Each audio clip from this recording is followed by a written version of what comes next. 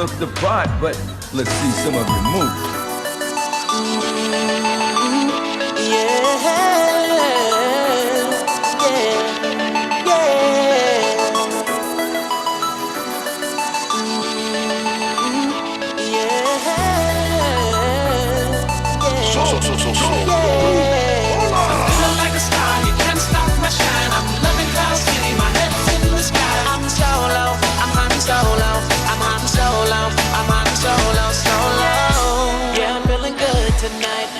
Feeling free and it feels so right. Oh, time to do the things I like.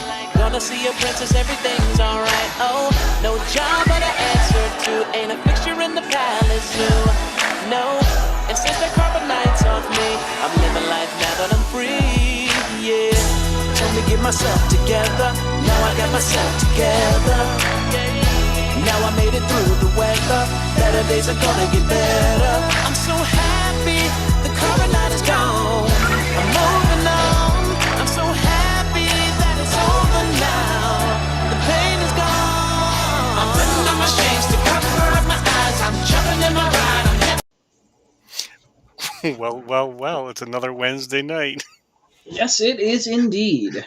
And you know what that means? It means that the Inflatable Falcon is on, kind of, sort of. Yeah, kind of. We're half here.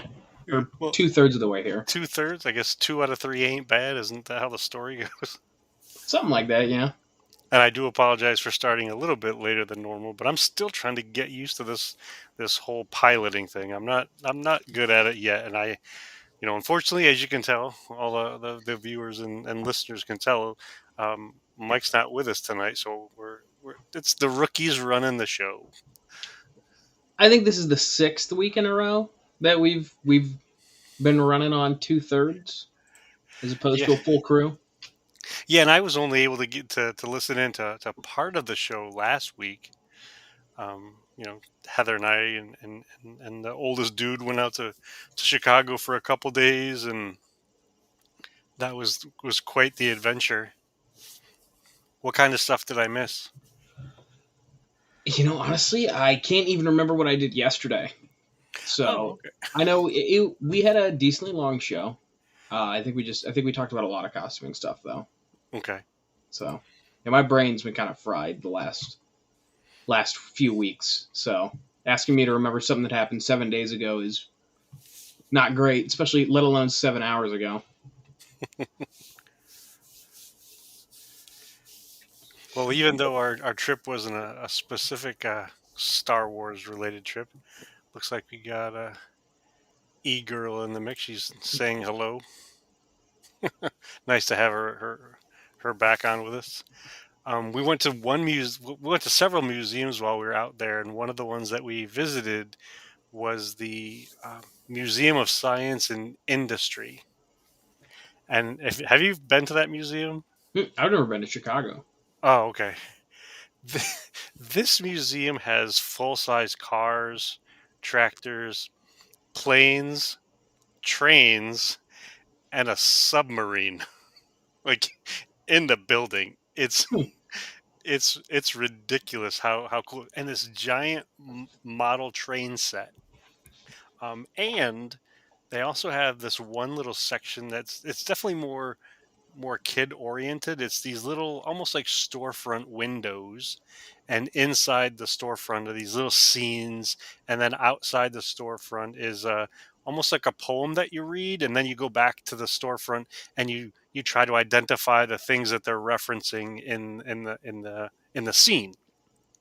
And one of the scenes was set up to be kind of space age themed, and they had Mars bars in a clear globe, and they had Comet candy bars on the wall, and then tucked around the corner was a little, I would say maybe 2 foot tall R2-D2 prop. Nice. So even though it wasn't a Star Wars themed event or vacation, I still managed to find Star Wars in it anyway. So that was pretty fun. Always seems to pop up when you least expect it, right? Yeah. So that was kind of cool. So, what do you got planned for this evening for us, since you have the pilot's seat? So consider I'm on the pilot seat, and I haven't had any to troops to speak of, and I understand that you haven't. And because I was on vacation last week, I didn't really get to spend any time at all building my costume. Did you do any costuming at all? I forgot. I did get something in the mail today. I Oh, finally okay. have my new Kylo pants after almost 3 months. Okay. So Are those these the those lighter weight ones or another version of the leather ones? so they're waxed denim, Okay. which they have a really awful feeling to them. I hate it's correct. I just hate how they feel. Oh man. So, but yeah, so I got those in. So as soon as I get a haircut, get it dyed, and suit up, I'll be ready to submit Supreme Leader Kylo Ren. Okay. So, and they're tailored, which is really nice. So I don't have a pair of pants that have this much gap between my hips and the edge of the pants. And which tailor did you use for those? Alter Pucci on Etsy. I think that's the store. Okay. So yeah, they cost a pretty penny, but they were definitely worth it because, like I said, they're tailored. So And do they specialize in just 501st things or all Star Wars things or all costuming things. It seems like I know they've got a bunch of stuff for like just extra other. Like I know they've got a full Loki from the Avengers set. Oh, okay. So yeah, That's pretty cool. lots of different stuff. Oh, that's awesome. Yeah, but that is my only costume corner thing that I have this week. Gotcha. Well, I know in between, my trip out there and our show tonight, I sent a little note to you and Mike thinking about a new segment that we could to add to our show. So we got Troop Time, which we often do, Costume Corner, which we're standing in now. This new segment is really just about talking about the things that we've recently acquired to add to our collections, whether it's our collection of tools, our books, or even collectibles. And so recently, when I say recently, just this past weekend near us in this little town called Richland, a vintage store called Shoreline Vintage. Every summer they host. It's almost like a ginormous yard sale, if you will. Hmm. So they invite different sellers to come in and camp out in their in their lawn for the day, and they sell all sorts of stuff, whether it's vintage things like antique butter churns, or things that are right up our alley, Star Wars toys. And one of the things that I picked up while I was there, so they have a storefront on this main street and then a driveway down the side of the building and a big grassy area in the back. And on the front sidewalk of the store, they had these two little sets of tables that people had set stuff on. And it was when you're walking up to it, it looked like just a gobbledygook random mess of stuff. And I happened to find in that random gobbledygook mess of stuff is a little speeder that came out during the Star Wars Rebels time. This is from the 5 point of articulation figures, and it's the speeder that Ezra Bridger was riding in Rebels, and it's also made an appearance in one of the more recent episodes of a show that was recently launched on Disney Plus, and that was the fourth thing that we saw on this random table. Very I cool. also picked up with Heather's nudging these three sets here, and what they are, it's Anakin Skywalker, C-3PO, and Aura Singh, and inside these boxes are, hopefully I don't pull the whole thing down.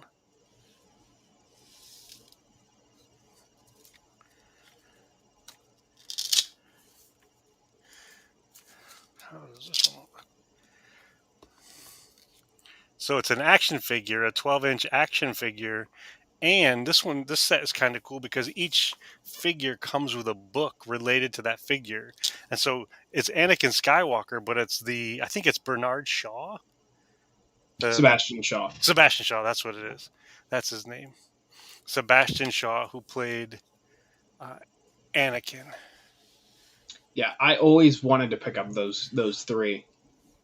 It was one of those things where like I've seen it a couple times, but never pulled the trigger, and now they're all relatively expensive. Well, do you want to know how much you paid for the $10 a piece. 20? Man.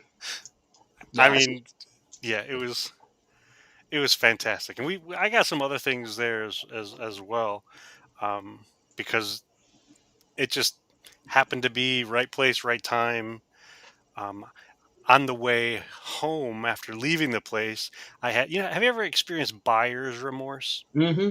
where you buy something and then later like, oh, I shouldn't have bought that? I was thinking of buyer's remorse from the other side of things, and it's like, I wish I had bought more. Yeah. Because there was one gentleman there. Um, I don't know if he had a store somewhere and just showed up there, or if it was just a person selling his collection or pieces of his collection. He had so many goodies. In fact, I got another. Um, I recently, on the Rambling Star Wars Fan, did a episode on cookbooks, Star Wars cookbooks, Mm-hmm. and he had one that I didn't have in my collection, so I bought a new Star Wars cookbook, along with, these three figures and that little speeder. So I think, as we go forward, whether it's Mike talking about his Star Wars encyclopedia that he has, or magazines that we pick up along the way, I think it'll be fun to kind of just check in with each other and see what we add to our little Smaug collection. So Yeah, unfortunately, I did not add anything to the collection this week. But hope I last week technically, I don't know, I didn't talk about it, but Mike sent me the Duel on Mustafar and the Obi-Wan Kenobi Revenge of the Sith pop figures. okay, So I don't know if you saw that in our group chat. I did see the picture. Yeah, But yeah, so that was so incredibly kind of him to send those over to me. But yeah, I added those to the bookshelf of all of my copies of Revenge of the Sith. So, and it perfectly fits in place of 7 DVD cases. So it's a seamless transition from DVDs to the pop set back to the DVDs.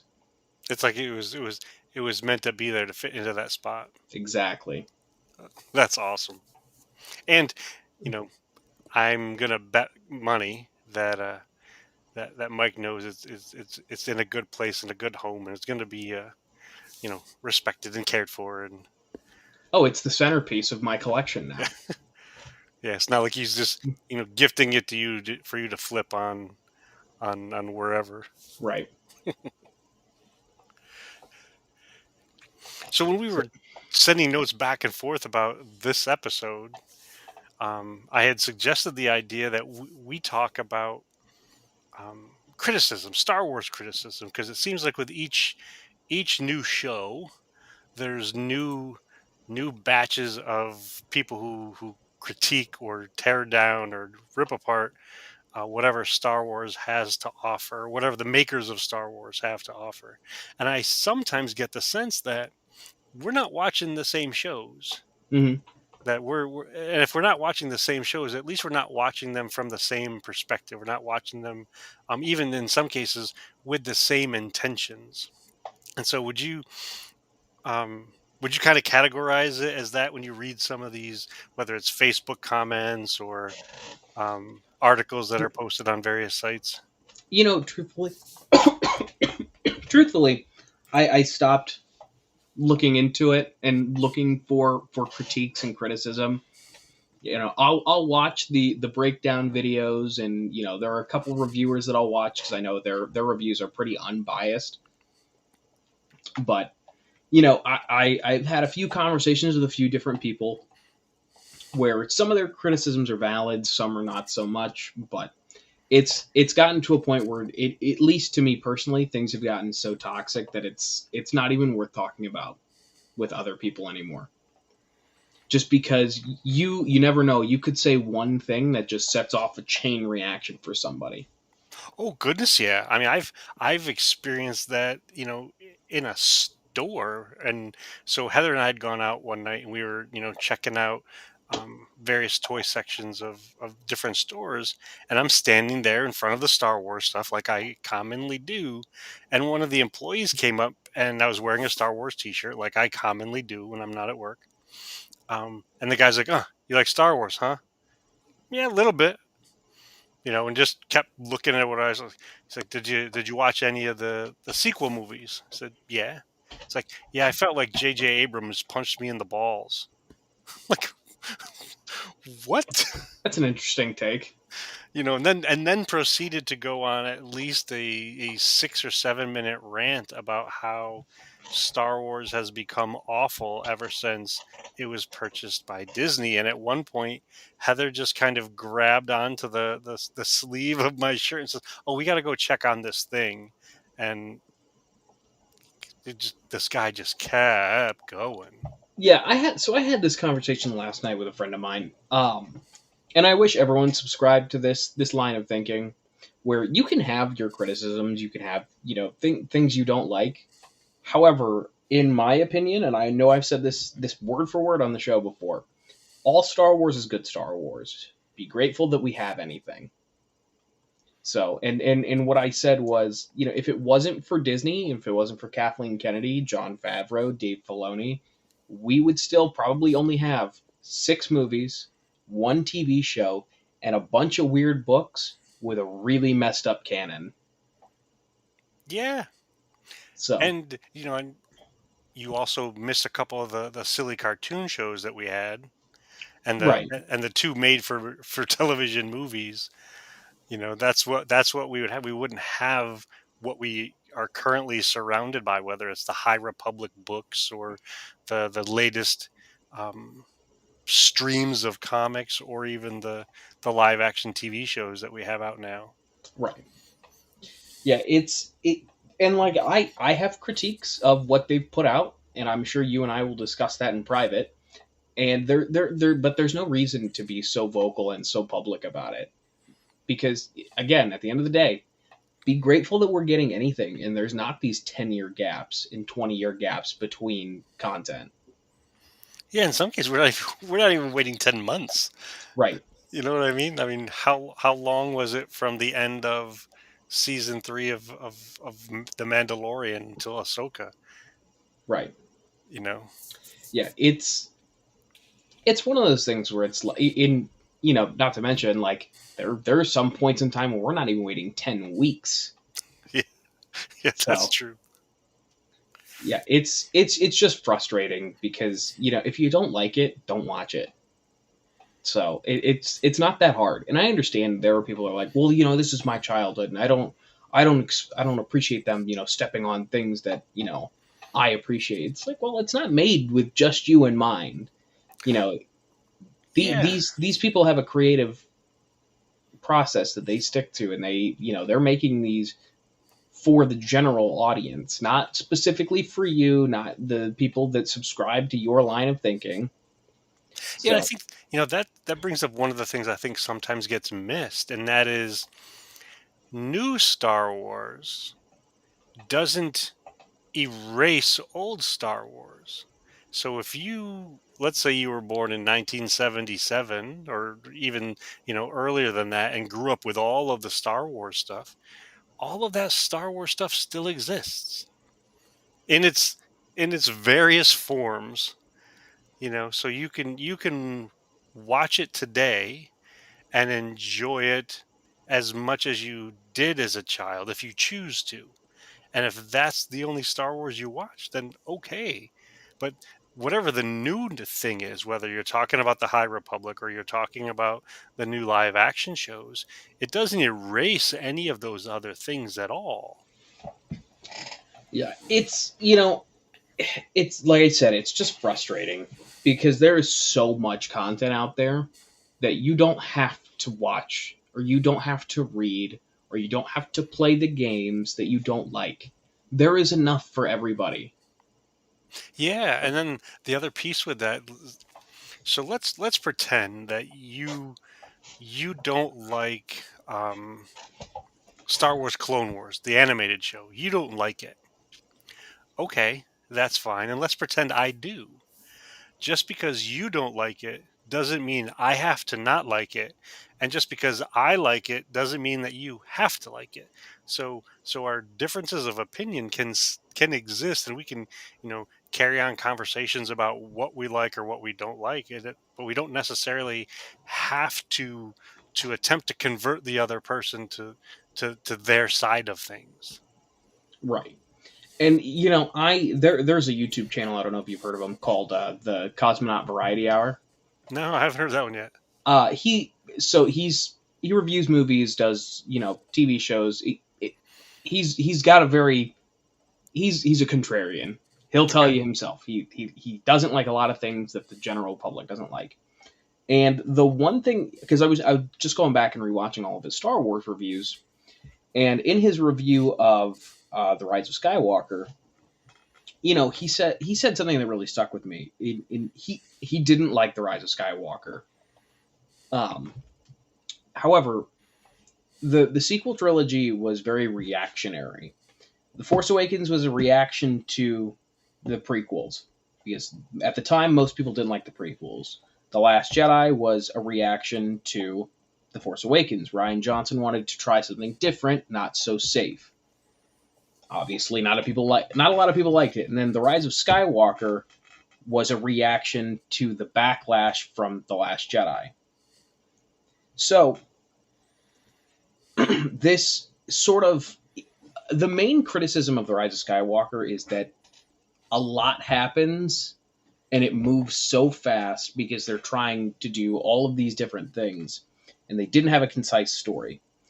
And it's one of the few criticisms of The Rise of Skywalker that I will agree with. They had a lot going on. I still like the movie, don't get me wrong. However, that's what you get when, you quote unquote start listening to the fans. Is you get all of these things and then it just becomes a jumbled mess. And it feels like it's written by 500 different people. The Rise of Skywalker feels like it was written by Reddit. I like the movie, but it feels like it's a mess. They feel like they were trying to do too much. So that's why when a lot of people are saying like, "Oh, I could write this so much better," it's like we see what happens when they when they listen to some of these people. So you didn't like that Rey was a nobody, so they made her a Palpatine. You didn't like that Snoke didn't mean anything, so they made it that Palpatine came back. So it's one of those things where it's like just let them take the reins. If you don't like it, don't watch it. I feel like it's that simple. Yeah, I'm with you on that part. If you don't like it, don't watch. I mean, there's a lot of entertainment out there that I hear people talking about that I'm not interested in watching in the slightest. And I don't I don't spend my time discounting the people who like it, or harassing the makers of it, or insulting the actors and actresses in it. I choose to not engage in it at all. Hmm. Whether it's a reality TV show that I think is, in my head, I think is kind of silly, or it's a specific movie that people have watched that I haven't watched. Just I move along. Like And you don't even have to take it so far as other sources of entertainment like books. All of the Star Wars books that are out now. I don't like reading. It's a medium that I don't enjoy. So I don't read them. I don't know what's going on in the books. I can't say I dislike them. yeah. So And so it's do you insult the bookworm nerds who oh do yeah, read them? absolutely. The High Republic is the worst thing ever published. So for our audio listeners, I rolled my eyes and that was sarcasm. I don't care. Because I think there's with any entertainment, or all entertainment for that matter, there's room for everyone. And once again, just because person A likes it and person B doesn't like it doesn't mean that they have to work to convert each other, or what I think sometimes is even worse, where they get into these battles of who is righter, the person who does like it or the person who, in this case, it's not about who's right. There's no right, there's no wrong. So this it's a there's no opportunity in that discussion for a winner to emerge. Right. Entertainment is subjective. It's always been subjective. Move on with your life. Stop blowing up people's comment sections because you didn't like something.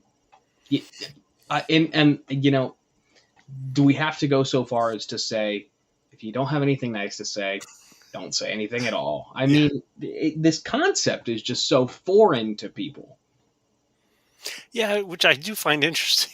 With that in mind, so there are folks who will say, "I haven't watched it and I don't like it," and I'm like, you're going out of your way to put a comment on this thread of comments related to this form of entertainment, claiming that you haven't watched it and it's bad.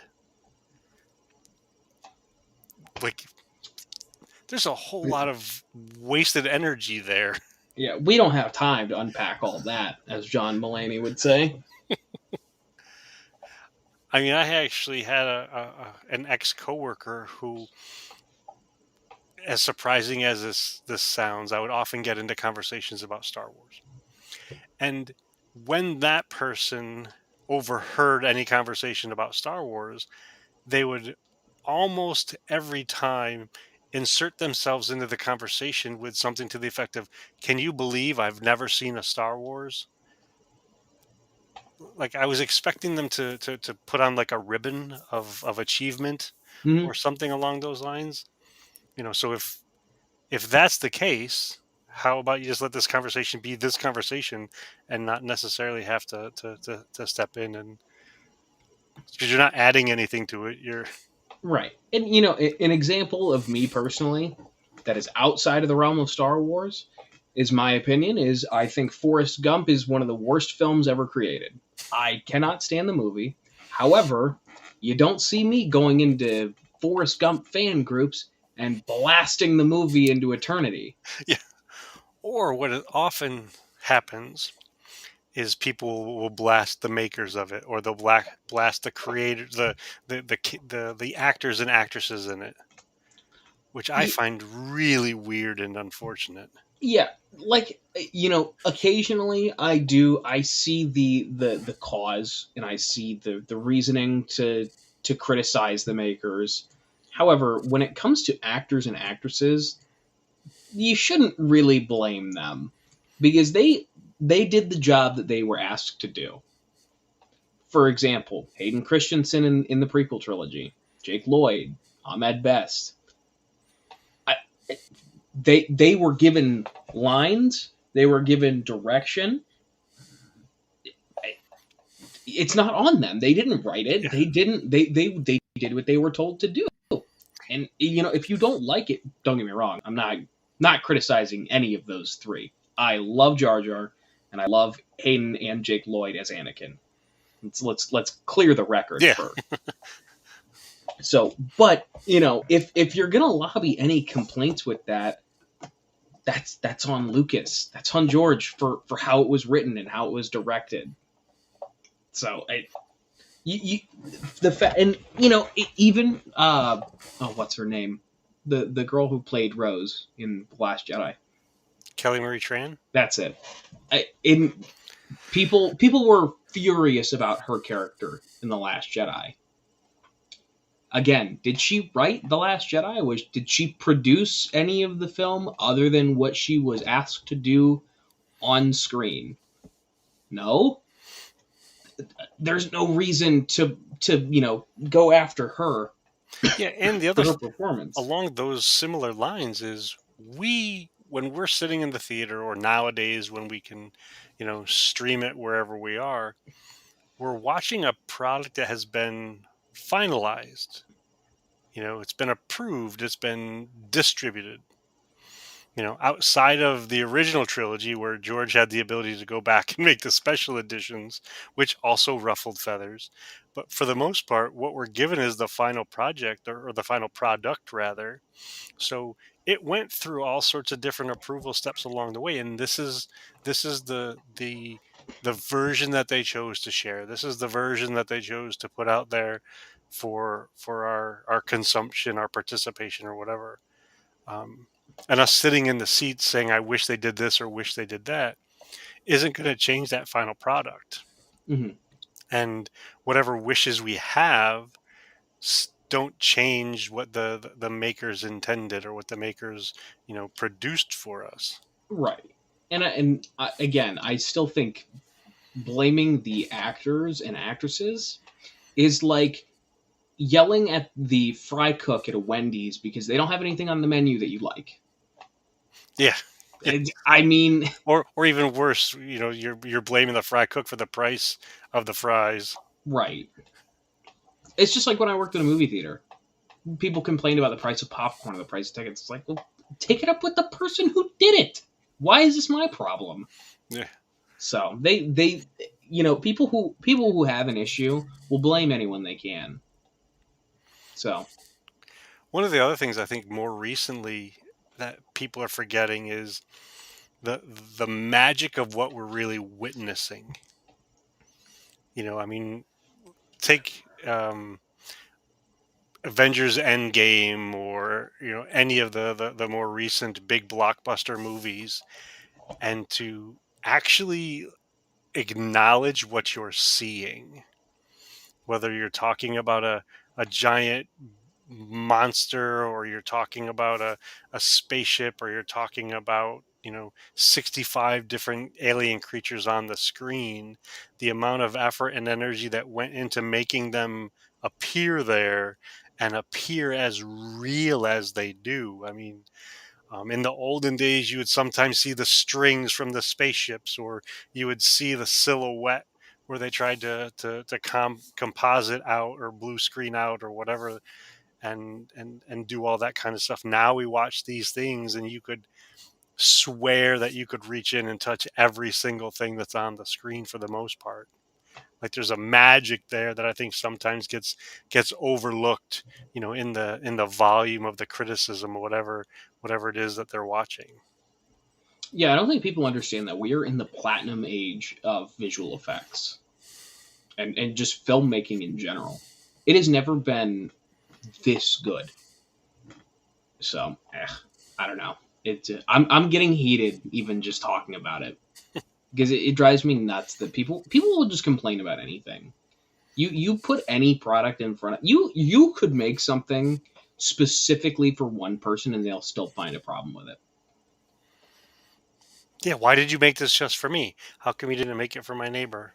It's I saw something on Facebook. It was a guy worked at a Subway and made a sandwich for a guy. As I'm sure you know how Subway works. And he comes back up after eating half the sandwich. He's like, "This tastes terrible." It's like, "Why'd you make it that way then? You made the sandwich." So Yeah, you selected all these ingredients. right. You're the one that wanted jelly on your turkey and wheat. That's what you asked for. People will find anything they can to complain about.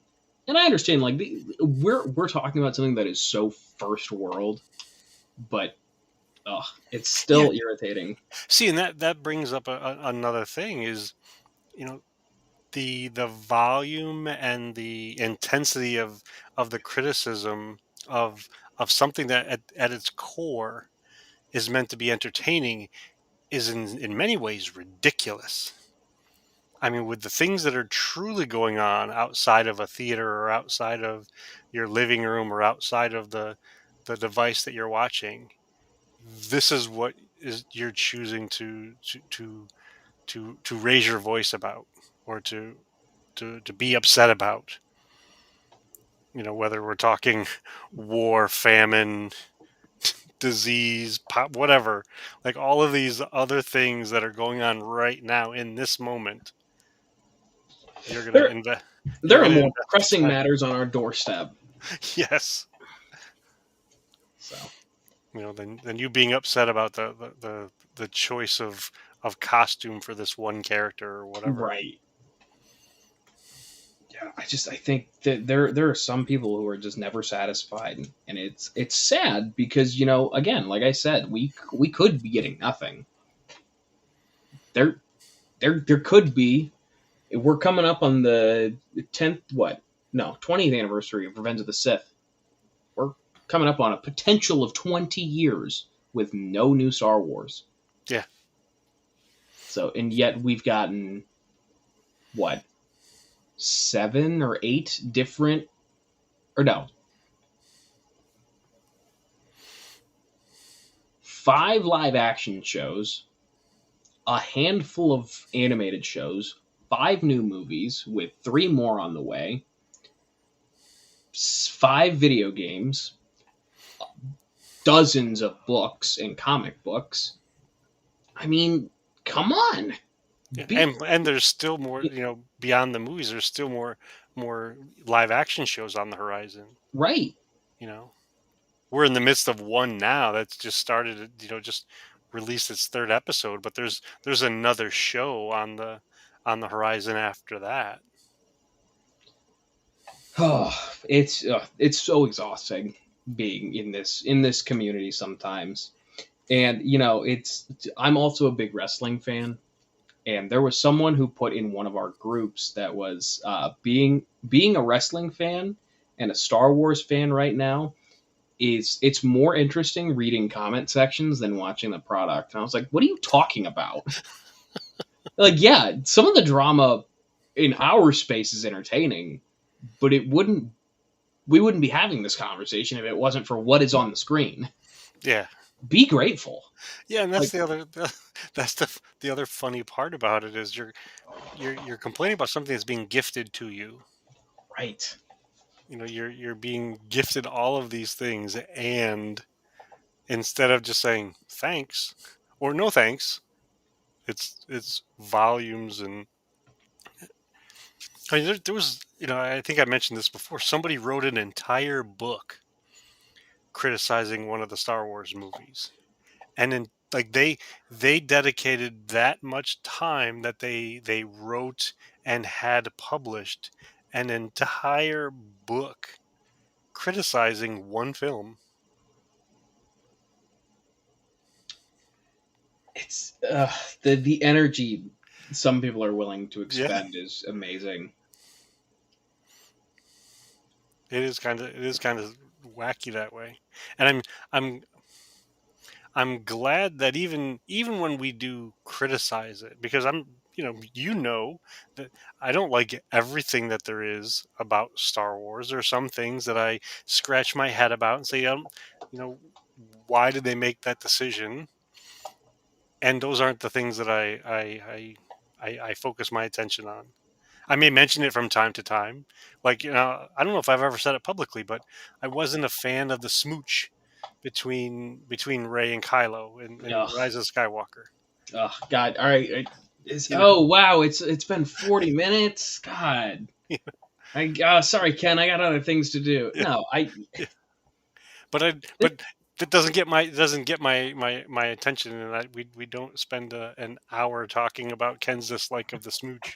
You're not going to take to Facebook and just start ripping on J.J. Abrams for? Well, I'd probably rip on Daisy Ridley, because she with all of her credentials, that's what she chose to do. She chose to be involved. She agreed to do it. Yeah, she sold her soul to be in Star Wars, to have it go out like that. Adam Driver, all that acting ability down the toilet, because it's funny. We're saying all of this in jest. However, I guarantee you there are some people who are genuinely mad right now about that. Goodness, yeah. So they probably, some of them probably think the same way that you're joking about, like, oh, it's Daisy Ridley's fault. It shouldn't be this taxing to be a fan right now, but it is, and that's the sad part. Because there are times that I think you kind of brought it up. Sometimes you have to worry about where you're going in the conversation. Like, do I avoid this conversation altogether, or do I invest the time avoiding the landmines?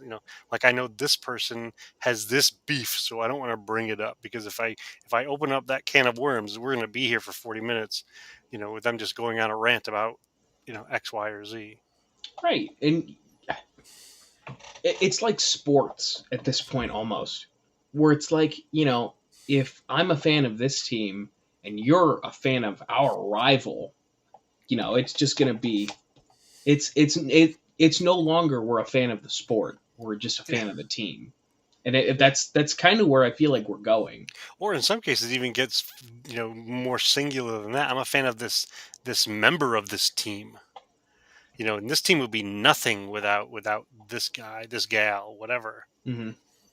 And I'm so glad that we've managed to, in this giant galaxy of possible Star Wars fans, to have the three of our orbits align in such a way that we can get together once a week for over a year to share our joy, to share our love, to share our desire to keep this thing going. Because in some ways, the fact that the franchise is still alive is because of folks like the three of us.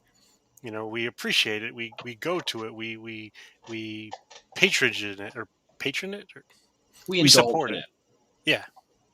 We buy the stuff. We watch the things. We go to the shows because we know that more is more, and we like the more that we're getting. I don't know how much longer I can do this, Ken. My blood's hot. Well, considering that we're down a crew member, and so that means it's just 2/3 of us. I say we close up shop of this flight, knowing that you and I, even though we don't have the same exact opinion on everything, that at least we agree that sometimes the critics and the quote unquote fans, they sometimes miss what's in front of them, and it turns into not so fun exchanges or not so fun seas or threads of comments. And I'm thankful for the positivity that you bring. I'm thankful to the different views that you bring, and I'm just so glad that the three of us can get together and week after week after week talk about this franchise and all of the joy that it brings to us and the joy that we attempt to bring to others with it. Absolutely. Couldn't have said it better myself. So with that in mind, I'm going to get ready to cue up Mike's fancy outro music. And if things go well, the three of us will be back together next Wednesday for another flight of the Inflatable Falcon. Fingers crossed. Fingers crossed. May the force be with you.